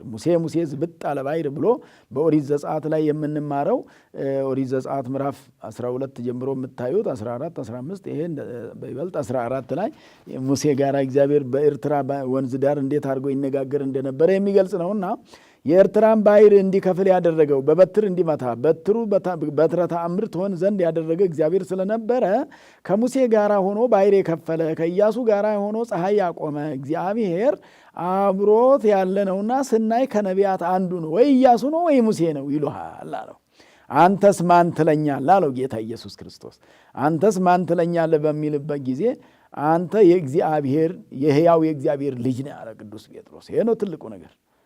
አንተ የሕያው የማይሞተው ሕያው እግዚአብሔር የሕያው እግዚአብሔር ልጅ እግዚአብሔር ነህ አለው። የሕያው ልጅ ሕያው ነህ አለው። የፈጣሪ ዓለማት ልጅ ፈጣሪ ነህ አለ።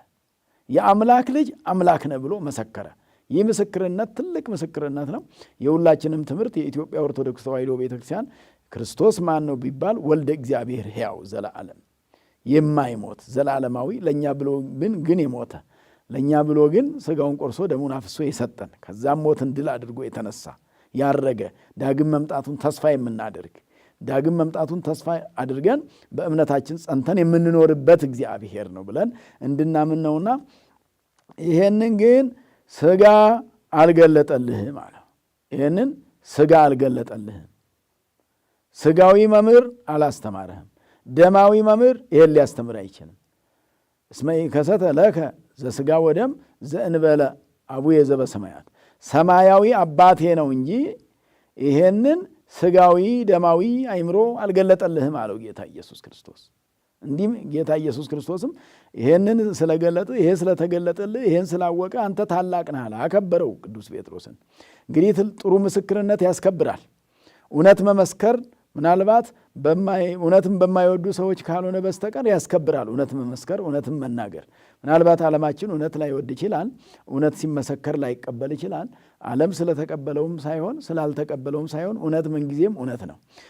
የሚቀበሏት ቢኖሩም ባይኖሩም እውነት ናት። ኢየሱስ ወልደ አምላክ ነው። የአምላክ ልጅ አምላክ ነው እንጂ ሌላ አይደለም ነው። ከአምላክ የማያንስ ነው። ዘእሩይ ምስለ አብ በመለኮቱ ከአብ ጋር የሚተካከል ከአብ የሚያንስ ነገር ምንም የሌለው አብ መንፈስ ቅዱስ እሩያን ናቸው፣ የተካከሉ ናቸው፣ የማይተናነሱ ናቸው። አንዱ ከአንዱ የማይበልጥ ነው። አብ ወልድን ይቀደመ አብ ይነበረ አብ ዘመነ ዘእንበለ ወልድ አብ ያለ ወልድ በየትኛውም ዘመን አልነበረም። አብ ያለ ልጁ የነበረበት ዘመንም የለም፣ እንደዛ አይነት ዘመንም የለም፣ እንደዛ አይነት ሐሳብም የለም ነው። ስለዚህ ጌታችን ኢየሱስ ክርስቶስ ቅዱስ ጴጥሮስን አከበረውና አንተ አለት ነህ አለ። ይህን የሚመሰክር አለት የሆነ ሰው ነው፣ መሰረት የሆነ ሰው ነው። ይህን የሚመሰክር ይህን ስለመሰከር መሰረትነትህ ታወቀ። አንተ መሰረት ነህ።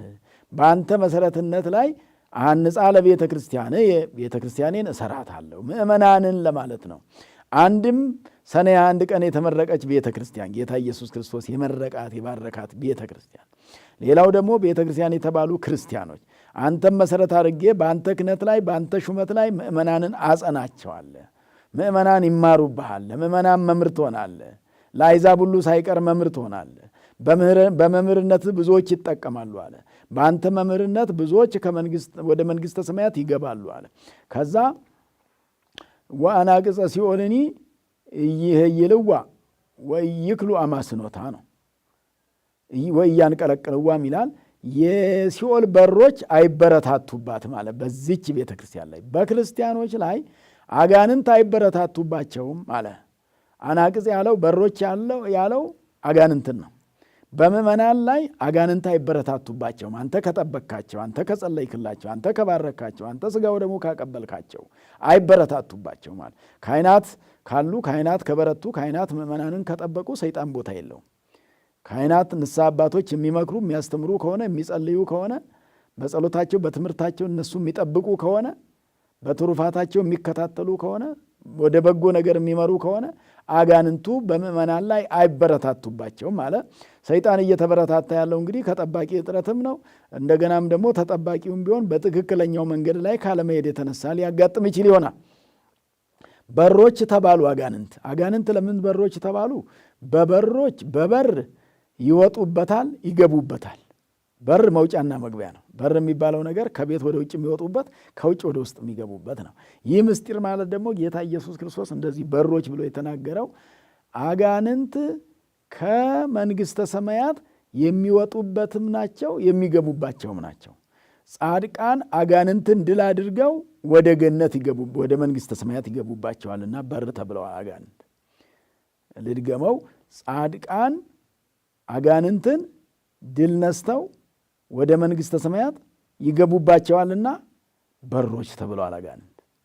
ኃጥአን ደግሞ ድል ተነስተው ከመንግሥተ ሰማያት ይወጡባቸዋልና በር ተብለዋል አጋንንት። ይሄ ነው ትልቁ ምስጢር። ጻድቃን አጋንንትን ድል ነስተው ወደ መንግሥተ ሰማያት ሲገቡባቸው፣ ኃጥአን ግን በአጋንንት ድል ተነስተው ከመንግሥተ ሰማያት ይወጡባቸዋል፣ ወደ ገሃነም ይሄዱባቸዋል ማለት ነው። ይሄ ምስጢር ነው እዚህ ላይ የተቀመጠውና ስለዚህ ቤተ ክርስቲያን የተመሰረተበት አባቶች ሐዋርያትም እንዳውም በዛ ቀን በሰኔ 21 ቀን ጌታ ኢየሱስ ክርስቶስ በኩረ ሐዋርያት ብሎ ጴጥሮስን ሾሞ እነሱም ተሰብስበው በእነሱ ዘንድ ምቀኝነት የለም፣ ፍቅር አለ፣ አንድነት አለ። ይደልዎ ብሎ ይገባዋል ብለው አክብረውት ቅዱስ ጴጥሮስም በኩረ ሐዋርያትነቱ በደንብ የጸናበት ቀደም ሲልም በኩረ ሐዋርያት ይባል ነበርና ዛሬ ኢየሱስ ክርስቶስ አንድ ቤተ ክርስቲያን ኃላፊ ያስፈልጋታል፣ ጠባቂ ያስፈልጋታልና የዚች ቤተ ክርስቲያን አለቃዋ ጠባቂዋ ቅዱስ ጴጥሮስ የሆነበት በኩረ ሐዋርያት የተባለበትም ዕለት ነው ሰኔ 21 ቀን። እንኳን ለሰኔ 21 ቀን በዓለ ማርያም በሰላም በጤና አደረሰን አደረሳችሁ። የእመቤታችን የቅድስት ድንግል ማርያም በዓሏ እንግዲህ እንደሚታወቀው ከ33ቱ በዓላቶቿ አንዱ ትልቁ በዓል ስለሆነ ይሄ ቤተ መቅደሱ የተቀደሰበት ስለሆነ እኛን ራሳችን ቤተ መቅደሱ ብቻ ሳይሆን እኛንም የቀደሰን ኢየሱስ ክርስቶስ ነው። እኛም የተቀደስንበት ዕለት ነው። የሰው ልጅ ቅድስናን ያገኝበት ዕለት ስለሆነ ይህን ቅድስናውን ያገኝንበትን ዕለት እንድንጠቀምበት ሁላችንም እንድንጸና ለማድረግ ነው። እንግዲህ ሰኔ 21 ቀን በዓሉን ካከበርን በኋላ አሁን ዘንድሮ የዋለው ቅዳሜ ቀን ነው። በማግስቱ እሁድ ነው። የእሁዱን መዝሙር በዚሁ እንድንረዳውና እንድናገለግልበት ከሰኔ 18 ጀምሮ ሰኔ 17 ቀን አባ ገሪማ ነው። የአባ ገሪማ በዓል ቀን ነው። አባ ገሪማ የተሰወሩበት ዕለት በዓላቸው ነው። ሰኔ 17 ቀን በማግስቱ 18 ጀምሮ ከ18 እስከ ሰኔ 24 ድረስ ከሰኔ 18 እስከ 24 ድረስ አስተምህሮ ይባላል። አስተምህሮ ማለት የምልጃ ወቅት ስለ ምልጃ የሚነገርበት ይሄ ነገር ህዳር ላይም አለና በባለፈው ተምረናል። በህዳር ወቅት አስተምህሮ ይባላል። እዚህም ላይ ደግሞ ክረምት ከመግባቱ በፊት ያለው ይሄ በዓለ ሀምሳው ካለቀ በኋላ ከዕርገት በኋላ ያሉ ከጰራቅሊጦስ በኋላ ያሉ መዝሙራትም ካበቁ በኋላ አባ ገሪማ ከዋለ በኋላ አስተምህሮ ይባላል። ክረምት የሚገባው ወደፊት ስለሆነ ክረምት ከመግባቱ በፊት 7 ቀኖች 18፣ 19፣ 20፣ 21፣ 22፣ 23፣ 24 እኒህ 7 ቀናት አስተምህሮ ይባላሉና ስለዚህ አሁን ያለ እሁድ 22 ስለሆነ የአስተምህሮ ሰንበት ነው ማለት ነው። የአስተምህሮ ሰንበት ዕለት ደግሞ የሚዘመረው የቅዱስ ያሬድ መዝሙር ናክብር ሰንበቶ በጽድቅ የሚል ነው። ሰንበትን በእውነት እናክብር። እቺ ሰንበት የአዲስ ኪዳን ሰንበት ናትና፣ እቺ ሰንበት የክርስቲያኖች ሰንበት ናትና ክርስቲያኖች ከሙታን እንደሚነሱ ተስፋ ትንሣኤ ሙታንን ያገኙባት ነውና ክርስቲያኖች በክርስቶስ ትንሣኤያቸውን ያገኙባት ዕለት ናት። ሰንበተ ክርስቲያን ማለት የክርስቲያኖች ሰንበት ሲባል ምንድን ነው የሚለው ቅዱስ ያሬድ? ዮም ፍስሐ ኮነ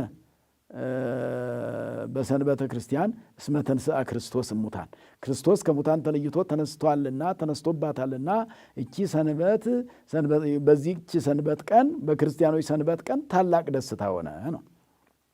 ዮም ፍስሐ ኮነ ማለት ደስታ ሆነ። ዛሬ ደስታ ተደረገ፣ ደስታ ታወጀልን። ሐዘን ነበረብን፣ መከራ ነበረብን፣ ነፃ ወጣን፣ ክርስቶስ ነፃ ወጣን፣ ትንሣኤውን ገለጠልን ለማለት ነውና ናክብር ሰንበቶ በጽድቅ ወኢንህድግ ስርዓቶ፣ ስርዓቱንም አንተው ነው የእግዚአብሔርን ስርዓት የቤተ ክርስቲያንን ስርዓት።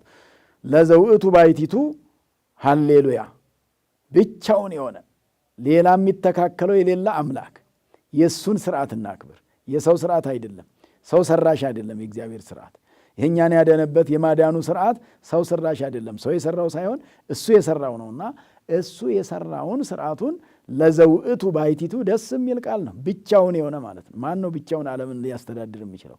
ሰዎቹ ተደራጅተውም ኮሚቴ አቋቁመውም በብዙ ደቦ በብዙ ቡድን አልቻሉም። ዓለምን መቆጣጠር፣ ዓለምን ማስተዳደር፣ ዓለምን መጠበቅ አልቻሉም። እሱ ግን ብቻውን ዓለምን ፈጥሮ የሚገዛ ቅድመ ዓለም የነበረ አሁን በማይከል ዓለም ያለ ወደፊት ዓለምን አሳልፎ የሚኖር ለዘውእቱ ባይቲቱ ሃሌሉያ። ሃሌሉያ ማለት ሃሌ ማለት ቅድመ ዓለም የነበረ፣ ሉያ ማለት ዓለምን አሳልፎ የሚኖር ማለት ነው። ጻድቅ ውእቱ ይገብር ጽድቀ፣ እውነተኛ ነውና እውነትን ያደርጋል አለ። እግዚአብሔር እውነተኛ ስለሆነ እውነትን ያደርጋል፣ እውነትን ይወዳል፣ እውነትንም ያደርጋል አለ። ጽድቀ ይኮንን በመንግስቱ፣ በመንግስቱ እውነትን ይፈርዳል አለ። በመንግስቱ ሰው ውሸት ሊፈርድ ይችላል፣ በመደለያ ሊታለል ይችላል፣ ወይ ባለማወቅ ሊሆን ይችላል፣ ወይ በስሜት ፍርድን ያጓድላል የሰው ልጅ። እሱ ግን ፍርድን አያጓድልም። የተሳሳተ ፍርድ አይፈርድም። እግዚአብሔር አይሳሳትም የሚባለው እኮ ለዚህ ነው። እግዚአብሔር አይሳሳትም፣ የሚሳሳተው ነገር የለም። እውነትን ይፈርዳል። በምኑ? በመንግስቱ። ይገብር ነግሃ በጠዋት እንተ ጸባት ያበነ ምህረቶ። አዎ በየማለዳው የሀበነ ምህረቶ ይቅርታውን ቸርነቱን ይሰጠን ዘንድ ይገብር ነጋ በነግ ይሰራል ነው። በየነጋው ቁጥር እግዚአብሔር ምህረትን ባያደርግልን፣ በየቀኑ ቀናትን በየቀኑ ሌሊቱን ባያነጋልን፣ ትናንት አንግቶ ዛሬም ባያነጋልን፣ ዛሬ አንግቶልን ነገ ባያነጋልን እንዴት እንኖር ነበረ?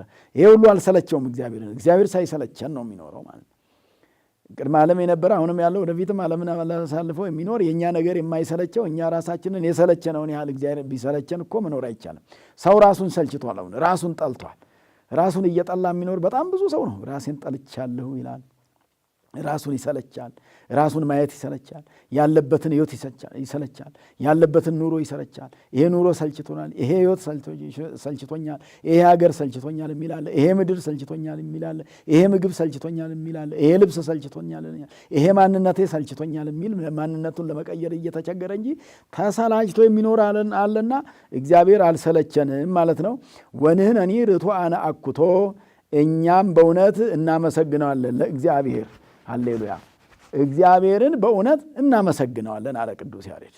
የቅዱስ ያሬድ ድርሰት ጠንካራ ነው። ከብሉያት ከአዲሳት እያመጣ ስለሚናገረው ከብሉያት ከአዲሳት እያመጣ እየተናገረ ምን አለ? ወንህነኒ እኛም አለ ዛሬ ያለ ነው ርቱዓነ አኩቶ በሚገባው እግዚአብሔርን እናመሰግናለን። ሃሌሉያ! አምላክነሰ አምላከ አድኅኖ፣ አምላካችን የማዳን አምላክ ነው። የማያድን አምላክ ጣዖት ስላለ የሚያድን አምላክ ነው እኛ ነው። ሰዎች ያድነናል ብለው የሚያመልኩት ገንዘብ የማያድን አምላክ ነውና የሚያድን አምላክ እግዚአብሔር ነው። ሰዎች ያድነናል ብለው ስልጣናቸውን ይመካሉና አያድንም ነው። የእኛ አምላክ ግን አምላክ አድህኖ የማዳን አምላክ ነው። የማዳን አምላክ ይዘን ያለ ነው። እኛ እንኳንም ከዚህ ከምድራዊ ችግር ከምድራዊ ፈተና ከምድራዊ ስቃይ ቀርቶ ገና ከገሃነም የሚያድነን ነው። ስንሞት ከገሃነም ሊያድነን የታመነ አድኖንም ሄደዋል። አድኖናል፣ ድነናል፣ ድነት ተፈጽሞልናል ማለት ነው። ይክል ኩሎ ወአልቦ ዘይሳኖ ሃሌሉያ። ሁሉን ይችላል። ወአልቦ ዘይሳኖ የሚሳነውም ነገር የለም። ሁሉን ይችላል። ይክል ኩሎ ወአልቦ ዘይሳኖ ሁሉን ይችላል። ወአልቦ ዘይሳኖ እግዚአብሔርን የሚሳነው ነገር የለም። ሰዎችን እስመ አልቦ ነገር ዘይሳኖ ለእግዚአብሔር ብሎ መልአኩ ለእመቤታችን እንዳላት በሉቃስ ወንጌል ምዕራፍ 1 ቁጥር 38 ላይ እንዲህ እኮ ነው ያላት። እስመ አልቦ ነገር ፎኑ ይከውነን ይዙንቱን ዘየአምር ብእሴ ወንድ ሳላውቅ እንዴት ይሆንልኛል ብላ እመቤታችን ስትናገር መልአኩ ቅዱስ ገብርኤል ለእመቤታችን እስመ አልቦ ነገር ዘይሳኖ ለእግዚአብሔር እግዚአብሔርን የሚሳነው ነገር ምንም የለም ነው ያላት። እግዚአብሔርን የሚሳነው ሰውን የሚሳነው ነገር አለ። እኛ ብዙ ነገር ነው የሚሳነን፣ አቅም የለንም፣ እኛ ደካሞች ነን። እግዚአብሔር ግን የማይሳነው ሁሉ ነገር የማይሳነው አምላክ ነው ብሎ ቅዱስ ያሬድ አመሰገነ። ሀሌ ሃሌሉያ ያው ነው። ሀሌ ቅድመ ዓለም የነበረ ሉያ ዓለምን አሳልፈው የሚኖር ነው። ጽድቅ ቃሉ እውነት ነው። ወእሙን ነገሩም የታመነ ነው እግዚአብሔር ማለት ወእሙን ነገሩም የታመነ ነው ብሎ በዚህ መልክ ተናግሮታል ቅዱስ ያሬድ። ስለዚህ ይህንን ነው የምናስተውለው፣ ይህንን ነው የምንረዳው። እንግዲህ የዕለቱ ምስባክ ደግሞ መዝሙረ ዳዊት 85 ላይ ነው። መዝሙረ ዳዊት 85 ላይ ምንድን ነው የሚለው? 85 ቁጥር 15 ላይ እንዲህ ይላል፣ አንተሰ እግዚኦ መሐሪ ወመስተሳይል፣ አንተ መሐሪና ይቅርባይ ነህ። መሐሪና ይቅርባይ እግዚአብሔር መሐሪና ይቅርባይ፣ ባይምረን ይቅርባይ ይለን እንደ ኃጢአታችን ብዛት ማን መኖር ይችል ነበር? ርሁቀ መዓት የራቀ ወብዙኃ ምሕረት የበዛ ወጻድቅ እውነተኛ ነህ። ናጽር ላይ ሌዮ ተሳለኒ ወደ እኔ ተመልከት እኔንም ተመልከተኝ አለ። ይቅርም በለኝ አለ ዳዊት ሲናገር። ይሄ ነው የዕለቱ ምስባክ። እንግዲህ አቤቱ አንተ መሐሪና ይቅር ባይ ነህ ተብሎ የተነገረለት መዓት የራቀ ምሕረት የበዛ አንድም መዓት ያነሰ ምሕረት የበዛ አምላክ ነህ አንተ። የእግዚአብሔር መዓት እያነሰ ሄዶ እንጂ መዓቱ በኃጢአታችን ልክ ቢበዛ እኮ መኖር አይቻልም። ያውም በበደልነው ልክ እግዚአብሔር ሳይቆጥርብን ነው የምንኖረው። ይህን የሚያመለክት ነው የዕለቱ መዝሙር። እንደገና ደግሞ ምሕረት የበዛ ከዛ የባህሪ አምላክ ነህ። ነጽር ላይ ማለት ነጽር ኪያዬ ነው እኔን ተመልከተኝ ነው። በአይነ ምሕረት አይተ ኃጢአቴን ይቅር በለኝ ለማለት ነው ይሄ የተነገረው። ዳዊት በአይነ ምሕረት ተመልክተኝ አይተኸኝ ኃጢአቴን ይቅር በለኝ ብሎ ነው የተናገረው። በአይነ ምሕረት እግዚአብሔር ሁላችንንም ዛሬም ቢሆን በአይነ ምሕረቱ ይመልከተን፣ በአይነ ምሕረቱ ይመልከተን። በአይነ ምሕረቱ እንዲመለከተን ሁላችንም መለመን ነው፣ መማፀን ነው። እንደ ዳዊት ይቅር በለኝ ማለት ነው ራስን ማጋለጥ ነው። ኃጢአተኛ ነኝ ማለት ነው፣ በደለኛ ነኝ ማለት ነው፣ ብዙ በደል ሰርቻለሁ ማለት ነው። ዝም ብሎ ራስን በማኮፈስና ራስን ጻድቅ አድርጎ እያዩ የሌላ ሰው ኃጢአት እየታየን የኛ አይታየንም። በብዛት የሌላ ሰው በደል ይታየናል፣ የራሳችን አይታየንም። እስቲ የእኛ በደል እንድታየን አይነ ልቡናችንን ያብራልን እግዚአብሔር። አይነ ልቡናችን ከበራ እኮ የራሳችን በደል ይታየናል። የራሳችን በደል ከታየን ደግሞ ንስሐ ለመግባት እድላለን ማለት ነው። ንስሐ ለመግባት እንዘጋጃለን ማለት እሱ ነው የሚጠቅመው፣ እሱ ነው ሕይወት የሚሆነው። የሰዎች ኃጢአት በመቁጠር የሰዎች ጽድቅንም በመቁጠር ጽድቃቸውም አያጸድቀንም፣ ኃጢአታቸውም ለእኛ ምንም አያደርግልንም። እና የራስን ኃጢአት ማሰብ እያንዳንዱን የሌላውን ኃጢአት እግዚአብሔር ይቁጠረው ነው የሚባለው። ከሆነ እሱንም ደግሞ እግዚአብሔር ይቅር በላቸው ለማለት ነው እንጂ ማንንም እግዚአብሔር እንዲኮንን አይደለምና። የዕለቱ ወንጌል ደግሞ የማቴዎስ ወንጌል ምዕራፍ 22 ከቁጥር 1 እስከ 23 ድረስ ነው። ከቁጥር 1 እስከ 23 ማቴዎስ 22 ቁጥር 1 እስከ 23 ላይ መንግሥተ ሰማያት ለልጁ ሰርግን ያደረገ ሰውን ትመስላለች። ትመስል መንግሥተ ሰማያት ብእሴ ዘገብረ ከብካበ ለወልዱ ለልጁ ሰርግን ያደረገ። እንግዲህ አንድ ሰው ለልጁ ሰርግ ሲያደርግ ያው ብዙ ነገር ያዘጋጃል፣ ይታወቃል። የልጁ ሰርግ ነው፣ ልጁን ሊድር ነው፣ ልጁን ሊያከብር ነው፣ ወዳጆች ሊመጡ ነው፣ ልጁን ለቁም ነገር ሊያበቃ ነውና በምሳሌ ነው ጌታ ኢየሱስ ክርስቶስ ይህንን ወንጌል ያስተማረው። ሰፊ ነው በእርግጥ ሰፋ ያለውን ያው ከዛው ከቦታው ማግኘትም ይቻላል። እዚህ ላይ ምንድነው የሚለው? ለልጁ ሰርግ ያደረገ ሰውን ትመስላለች። ማናት? መንግሥተ ሰማያት። አያችሁ፣ መንግሥተ ሰማያት ሕገ ወንጌል ተስፋ እግዚእነ ኢየሱስ ክርስቶስን ይመስላል ብሎ በመተርጉማን አባቶቻችን የተቀመጠ ነገር አለና ይሄ ከዛ ባሮቹንም ላከ ይላል። ጥሪ በዛ ጊዜ እንግዲህ በወረቀት አይደለም በመልእክተኛ ነው የሚጠራው። ይሄ እንደ ዛሬ ወይ በስልክ አይደለም የሚመስለው ምሳሌው የዛ ዘመን ምሳሌ ነው። በዛ ዘመን ጥሪ ሲደረግ መልእክተኞች ናቸው እየሄዱ የሚጠሩት። ሄደው ጠሩ፣ ሲጠሩ አልመጣ ብለዋል። ሁለተኛ ዙርም መልእክተኛ ላከ። እንደዚሁ ሰዎቹ ምክንያት እያበዙ ነው የሄዱት። ግማሾቹ ቦዘ ሆረ ውስተ ገራይቱ፣ እርሻ አለብኝ እኔ እዛ ዝም ብዬ ቁጭ ብዬ አሉልም ብሎ ይሄዳ አለ። ወቦዘ ሆረ ውስተ ንግዱ፣ ንግድ አለብኝ የንግድ ስራ የሚያስተጓጉል ሰርግ ምን ያደርግልኛል ብሎ ይሄዳ አለ። ስንፍና እንግዲህ ማህበራዊ ነገርም ብዙ አላሳሰባቸውም ሰዎቹን። ብዙ ጊዜ አሁን ሰርግ የሚከደው ለማህበራዊ ነገር ሰው ምን ይለኛል፣ ይቀየመኛል፣ ጠሪ አክባሪ ነው ስለሚባል። ሌላው ደግሞ እንደዚሁም በተለያየ ምክንያት ይሄዱ አሉና ወደ ንግዳቸው ይሄዱ አሉ፣ ወደ እርሻ ይሄዱ አሉ፣ ወደ ሌላም ተግባራቸው ይሄዱ ብዙ ናቸውና ሁለተኛ ዙርም ላከ፣ ሁለተኛም አልተቀበሉም ይላል። ከዛ እንደውም ባሮቹም መልእክተኞቹን ጨፍጭፎ እንደገደሏቸው ከዛ በኋላ ያም ንጉሥ ተማሮ እነዛኑ አስፈጃቸው የሚል ይናገራል። ይሄ ምሳሌ ነው፣ ሰም ነው። ይሄ ወደ ወርቅ ስንሄድ እንግዲህ ኦሪት ናት የመጀመሪያው ሰርግ የተባለችው። ሕገ ኦሪትን እንደ ሰርግ ይቆጥራታል። ወደ ሕገ ኦሪት ሰርጌ ኑ ብሎ እግዚአብሔር እስራኤል ዘሥጋን ነቢያትን ላከባቸው፣ አልሰሟቸውም። ደቂቀ ነቢያትን ላከባቸው፣ አልሰሟቸውም። የነቢያትን ልጆችንም ሲልኩ እነሱንም ገደሏቸው ነው የሚለው። እንግዲህ ከነቢያት እነ ኢሳይያስም በበጋዝ ተርትረው እንዴት እንደገደሏቸው፣ እነ አሞፅን እንደገረፏቸው፣ እነ ኤርምያስም በድንጋይ እንደወገሯቸው ይታወቃል። ይህን እያደረጉ ነበርና ከዛ በኋላ ይፈጃቸዋል አለ። ሁለተኛ ደግሞ በአዲስ ኪዳን ሕገ ወንጌልን ነው ሰርግ ያለው። ወደ ሕገ ወንጌል ተጠሩ አልመጡም ነው። ሕገ ወንጌልን የተቀበሉ አሉ፣ ያልተቀበሉ አሉ። ሐዋርያት ተላኩላቸው መጀመሪያ። ሁለተኛ ቀጥሎ ደግሞ ሌሎች ተላኩ እንደተባለው 70 አርዲት ተላኩ ነው። ዳግመኛ ላከ የሚለው 70 አርዲትን ላከ። በአርዲትም አላመኑም፣ አርዲትም ቢጠሯቸው ማለት ነው። እንግዲህ እዛ ሰርግ ቤት ሰዎች ከተጠሩ በኋላ ግን እነሱ ሲቀሩ ሌሎች በየሜዳ የቀሩትን ጠሪ የሌላቸውን አክባሪ የሌላቸውን በመንገድ ያገኛችሁትን ሁሉ ጠርታችሁ አምጡልኝ አለ። ፍሪዳ አርዶ ነው፣ ብዙ ድግስ አዘጋጅቶ ነው፣ ኮርማዎች ታርደው ነው፣ በጎች ታርደው ነው፣ ብዙ የታረዱ አሉና ብዙ ዝግጅት አዘጋጅተዋል። እንደገና በየመንገዱ ያገኙትን እንግዲህ ልክ ድንኳን ሰባሪ እንደሚያሰኘው በዚህ ዘመን ሲነገር ማለት ነውና እንደዛ አይነቶቹን ሁሉ ጥሩልኝ አለ። እነሱ መጡ። ወመላ ቤተ በዓል እምን ለይረፍቁ፣ ከተሰበሰቡ ከተቀመጡ ሰዎች ብዛት የተነሳ የበዓሉ ቤት ሞላ ይላል። ቤቱ ሙልት አለ። በኋላ እነዛ ቀረባቸው እንጂ እሱም ይበሉለት አላጣም።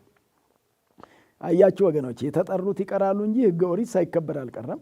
የተጠሩት ይቀራሉ እንጂ ሕገ ወንጌል ሳይከበር አልቀረም። ይኸው ወንጌል ተከብሮ በዓለም ብዙ ሰዎች አምነው ወደ ቤተ ክርስቲያን ተሰብስበው ይገኙበታልና ገብቶ ሲመለከት ወርየ ብእሴ ዘኢለብሰ ልብሰ መርዓ፣ የሰርግ ልብስ ያለበሰ ሰው አየ ይላል። የሰርግ ልብስ ያለበሰ ሰው አየና እፎ ቦይ ከዚህ አርኬ፣ ወዳጅ እንዴት እዚህ ገባህ አለው። ወተፈጽመ ይላል። ምንም አልተናገረም፣ ጸጥ አለ።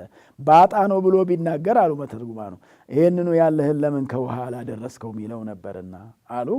እንግዲህ እንደ ማጠቃለያ ይህ ምስጢር ምንድን ነው? የሰርግ ልብስ ያለበሰ የተባለ ክርስትና ተነስቶ የክርስትናን ስራ ያልሰራ ሰው ነው። ተጠርቷል፣ በ40 ቀኑ ተጠርታለች፣ በ40 ቀኑ በ80 ቀኑ ክርስቲያን ሆነዋል። ክርስቲያን ከሆኑ በኋላ ግን የክርስትና ስራ አለመስራት፣ የሰርግ ልብስ አለመልበስ እሱ ነው። ክርስቲያን ከሆንክ በኋላ ከዛ ለምን እዚህ ገባ ማለት የክርስትና ስራ ላትሰራ ነገር ለምን ክርስቲያን ሆንክ የሚል ጥያቄ ይመጣል። ክርስቲያኖች ለምን በክርስቶስ ክርስቲያን ተሰኘህ? መንፈሳዊ ላትሆን ነገር በመንፈስ ቅዱስ መንፈሳዊ ለምን ተሰኘህ የሚል ይመጣልና ስለዚህ ይሄ ለሁላችንም የሚቀርብ ጥያቄ ስለሆነ ለሁላችንም ይሄ ጥያቄ ሲቀርብ ወደ መጨረሻው ምን እንባላለን ማለት ነው? የሰርግ ልብስ ሳንለብስ ወደ ሰርግ ቤት መግባት ማለት ምግባር ላንሰራ ክርስቲያን መሆን ማለት ነው። በምግባር በሃይማኖት ጸንተንበት የምግባር ስራ ጾም አለ፣ ጸሎት አለ፣ ትሩፋት አለ፣ ፍቅር አለ፣ መዋደድ አለ፣ ሰውን መውደድ ማክበር አለና ይሄንን ላናደርግ ነገር ክርስቲያን ከሆንን የስም ክርስቲያኖች ነው የምንሆነውና እግዚአብሔር አምላካችን ሁላችንንም ይርዳን፣ ሁላችንንም ይጠብቀን። እንግዲህ የመዝሙሩ ሐሳብ በዚህ መልክ ስለሆነ ይሄንን መዝሙር በዕለቱ ዘምረን ምስባኩንም ሰብከን ተሰብከን ከዚያም ወንጌሉን ሰምተን በወንጌሉ ደግሞ ለመዳን ስለሆነ በየሰንበታቱ ሚዲያውን እየተከታተሉ ያላችሁ የዕለቱ መዝሙር ከዛም ምስባክ ከዛም ወንጌል ነው የሚብራራበትና በዚያ ቀን ቤተ ክርስቲያን ስትሄዱ ምእመናን ሊቃውንቱ ሲያስተምሩ ለመማር እንዳትቸገሩ ሐሳቡ ከወዲሁ ቅዳሜ ጀምሮ ከአርብ ጀምሮ ተለቆ የምትማሩት እንድትረዱና እዛ ስትሄዱ ቤተ ክርስቲያን ትምህርቱ ሲገለጽ ትምህርቱ ሲሰጥ ለመከታተል እንዲያመቻችሁና መጽሐፍ ቅዱስን ከመሰረቱ በደንብ ስናውቅ ለእምነታችን መልካም ስለሚሆን ስንቅ ስለሚሆን ጸንተን በእምነታችን ለመኖር መጽሐፍ ቅዱስ አውቀን ስናምን የበለጠ ደግሞ ሃይማኖታችን የጸናና ምግባራችንም የቀና ስለሚሆን በዚህ መልክ የምንጠቀምበት ስለሆነ ነውና ወንጌል ማለት ምንጊዜም የሰው ልጅ ሕይወት ያለ ወንጌል ሕይወት የለውም። በወንጌል ኮነ ሕይወትነ ይላል ቅዱስ ያሬድ። ሕይወታችን በወንጌል ተመሰረተ፣ ሕይወታችን በወንጌል ሆነ። ወንጌል ባይኖርበት ኖሮ በሕይወታችን ውስጥ ማለት ነው። ወንጌል በሕይወታችን ውስጥ ባይኖርበት ኖሮ ያለ ወንጌል ቢሆን ጨው የሌለው ምግብ እንደማለት ነው። ወንጌል ሳያውቁ ዝም ብሎ ቢኖሩ የምናውቀውን ነገር የምናምነውን ነገር ሳንረዳ ስንኖር በቀላሉም ደግሞ ከእምነታችን ለመውጣት እንትን ይመጣል፣ ፈተናው በቀላል ይመጣል ማለት ነው። በቀላል የመፈተን ነገር ለመፈተን እድል ይሰጣል እና አውቆ መኖር አውቆ ማመን አምነናል። ባመነው ነገር ደግሞ እውቀት ስንጨምርበት እምነታችን በእውቀትም የተደገፈ ይሆናል ማለት ነው። በእውቀት የተደገፈ ሕይወት በእውቀት የተደገፈ እምነት ሲኖር መሰረቱ ጽኑ ይሆናል ማለት ነው። በቀላል አይበገርም፣ ማንም አይንደውም ማለት ነው። እምነታችንን በቀላል ሰዎች ትንሽ ነገር በነገሩን ጊዜ መስመር ለቆ ለመሄድ እንዳያዳግተን እንደዛ አይነት ነገር ውስጥ እንዳንገባ የሚረዳን ስለሆነ አምላካችን መድኃኒታችን ኢየሱስ ክርስቶስ በሰንበተ ክርስቲያን በሰንበት ቀን የክርስቲያኖች ቀኖች ሰንበት ናትና በዚች ሰንበት ቀን የባረከን አምላካችን መድኃኒታችን ኢየሱስ ክርስቶስ ስሙ የተመሰገነ ይሁን። እንግዲህ እንደ ትናንትናው የእመቤታችንን በዓል አክብረናል ማለት ነው። በዓለ ማርያምን አክብረን በማግስቱ ደግሞ መዝሙሩን የዘመርንበትና እግዚአብሔርን ያመሰገንበት ሰንበትን ያከበርንበት ዕለት ስለሆነ ሰንበት እኛ የከበርንባት ስለሆነ ነው የምናከብራት። ቀኗ ለብቻ ክብር አላት ማለት ሳይሆን በቀኗ ስለተከበርንባት ነው።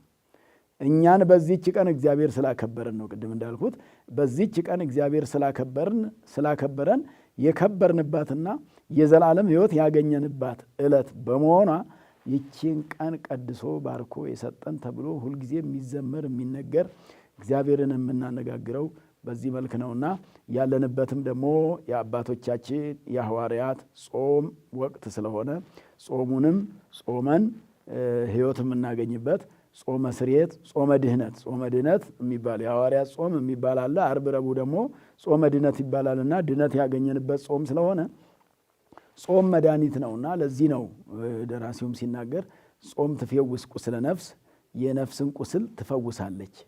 ነፍስ በኃጢአት ስትቆስል የምትፈወሰው በጾም ነው። ኃጢአት ነፍሳችንን ያቆስላታል። ኃጢአት ደግሞ የሚመጣው ከሰይጣን ነው። ኃጢአት የሚባለው ነገር እግዚአብሔርን ማጣት ነውና ይሄን ድንጋይ የሚወረውርብን ደግሞ ሰይጣን ነው። ሰይጣን ይሄን ድንጋይ ወርውሮብን ነፍሳችንን ሲያቆስላት ሲፈነክታት የሚጠግናት ጾም ነው። በጾም ትጠገናለች፣ በጾም ትፈወሳለች፣ በጾም ፈውስ ታገኛለች። ወታጸመም ኩሎ ፍትወታተ ዘሥጋ የሥጋ ፍላጎቶችንም ጸጥ የምታደርግላት ጾም ማለት። የሥጋ ፍላጎት በጾም ጸጥ ነው የሚለው። በጾም ወቅት የሥጋ ፍላጎት አይኖርም። የሥጋ ብዙ መሻት ሥጋዊ ሐሳብ የሚገዛበት ሥጋችንን ለነፍሳችን የምናስገዛበት ዕለት ማለት። ሥጋችንን ለነፍሳችን አስገዝተን ለነፍሳችን ሥጋችን ተገዝቶ ሥጋ ተገዥ የሚሆንበት ነፍስ የበላይ የምትሆንበት ነው ጾም ማለት። በጾም ወቅት ነፍስ የበላይ ናት። ነፍስ ናት የምትበልጠው። ምክንያቱም እየጾምን ነው፣ እየጸለይን ነው፣ እየሰገድን ነው፣ እግዚአብሔርን እያነጋገርን ነው። ከሌላው ጊዜ በበለጠ ማለት ነው።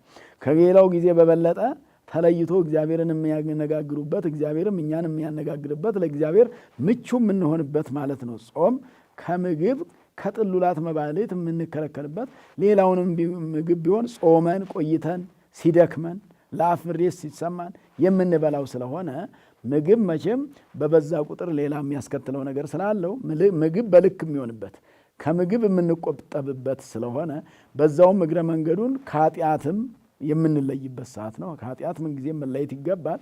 ኃጢአት እንዲሰራ የተፈቀደ ሰዓት የለም። ምግብ ምናልባት እንዲበላ የተፈቀደ ሰዓት ራሱን ይቻላል። ኃጢአት ይሰራ በዚህ ወቅት ተብሎ ግን ኃጢአት የሆነ ነገር ሁሉ በየትኛውም ሰዓት 365ቱንም ቀናት አልተፈቀደም። በሐሳብ አልተፈቀደም፣ በገቢር አልተፈቀደም፣ በነቢብ በገቢር አልተፈቀደም ኃጢአት መስራትና ከኃጢአት ለይቶ በቤቱ ሰብስቦ መልካም ስራ እንድንሰራ የፈቀደልን አምላካችን መድኃኒታችን ኢየሱስ ክርስቶስ ስሙ የተመሰገነ ይሁን። እሱን እያመሰገኑ መኖር መታደል ነው። ምስጋና ምግብ ነው። እንደ ምግብ ይበላል። መላእክት ምግባቸው ምስጋናው ነው። እሱን አመስግነው ነው ደስ የሚላቸው። እንደ ተመገቡ የሚቆጥሩት እሱን ሲያመሰግኑ ተመግበዋል ማለት ነው።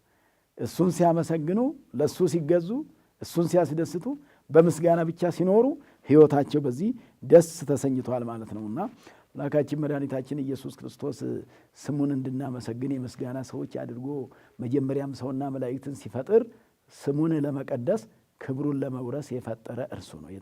ምስጋና የተፈጠርንበት ትልቁ ዓላማ ነው። ስሙን እንድንቀድስ ክብሩን እንድንወርስ ነው። ሌላው ሁሉ ትርፍ ነው። ሌላው ሁሉ በዚህ ምድር ላይ ሰው እየተጣላበት ያለው ነገር፣ እየተዋጋበት ያለው ነገር፣ እየተጫረሰበት ያለው ነገር ሁሉ ቀሪ ነው። እዚሁ ምድር ላይ ነው የሚቀረው። የማይቀረው በመጨረሻ የሚሰጠን ነገር ቢኖር ክብሩ ነው። ያም ክብር እግዚአብሔር የሚሰጠን ክብር ነው። ሁለተኛ የማናጣው ክብር ስለሆነ ከተገኘ የማይታጣ ስለሆነ እዚህ ምድር ላይ ያለው ክብር ዛሬ ቢገኝ ነገ ይታጣል። አሁን አለ ቢሉት ነገ የማይኖር ነገር ነው። ትናንት ያልነበረ ዛሬ የመጣ ነገ የሚሄድ ነገር ነው። ከእግዚአብሔር የሆነ ነገር ግን ሁልጊዜ አብሮ የሚኖር ነገር ነውና ከእግዚአብሔር የተሰጠንን ነገር ይዘን ለመኖር በኦርቶዶክሳዊ እምነታችን እስከ መጨረሻው መጽናት ይኖርብናል። እንግዲህ ሽማግሌዎችን በዕድሜ በጤና እንዲደግፍልን፣ ወጣቶችን በማስተዋል እንዲመራልን፣ ሕፃናትንም በእውቀትና በጥበብ እንዲያሳድግልን፣ ሀብተ ወልድናን ስመ ክርስትናን እንዲያጸናልን፣ ሀገራችን ኢትዮጵያን ጽኑ ሰላም እንዲያደርግልን፣ በልዩ ልዩ ደዌ የታመሙ ወገኖቻችንን ሁሉ እንዲፈውስልን፣ ካልታመሙት እንዳያደርስብን፣ የተራቡትን እንዲያጠግብልን፣ የተጠሙትን እንዲያረካልን፣ የተራቆቱትን እንዲያለብስልን፣ የተለያዩትን ሁሉ እንዲያስማማልን፣ ከመከራ ሥጋ ከመከራ ነፍስ እንዲጠብቀን፣ በኦርቶዶክሳዊ እምነታችን እስከ መጨረሻው ድረስ እንዲያጸናን፣ ቅዱስ ሥጋውና ክቡር ደሙን የተቀበላችሁትን በቅዱስ ሥጋውና በክቡር ደሙ እስከ መጨረሻው እንዲያጸናችሁ፣ ቅዱስ ሥጋውና ክቡር ደሙንም ያልተቀበላችሁትን ደግሞ እግዚአብሔር አምላካችን ዕድሜውን ጤናውን ሰጥቶ ለንስሐ አብቅቶ ለሥጋ ወደሙ እንዲያበቃችሁ መልካም ፈቃዱ ይሁንልን። ወስብሐት ለእግዚአብሔር። ይቆየን።